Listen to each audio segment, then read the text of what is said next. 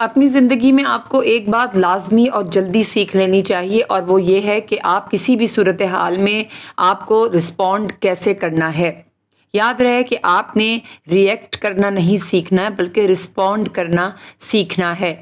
वो कैसे? बहुत ही आसान है, वो ऐसे कि जब आप रिएक्ट करते हैं तो ये लाशऊरी तौर पर होता ये है कि या यूँ कह लीजिए कि आपके जो दिमाग जो है वो उसमें जो है वो हलचल मच जाती है क्योंकि वो रिएक्ट जो है वो बिना सोचे समझे होता है और फिर लेकिन जब आप रिस्पॉन्ड करते हैं तो उसमें होता ये है कि आप कदम सोच समझकर उठाते हैं।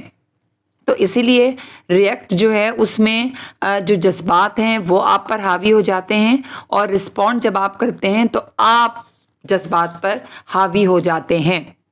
लिहाज़ा आपको यकीनन मेरी बात समझ में आ रही होगी कि रिएक्ट करना मत सीखें, रिस्पॉन्ड जो है वो करना और देना सीखिए, जिससे आपका जो दिमाग है वो बहुत रिलैक्स रहेगा और आप किसी किस्म की परेशानी में भी मुब्तला नहीं होंगे।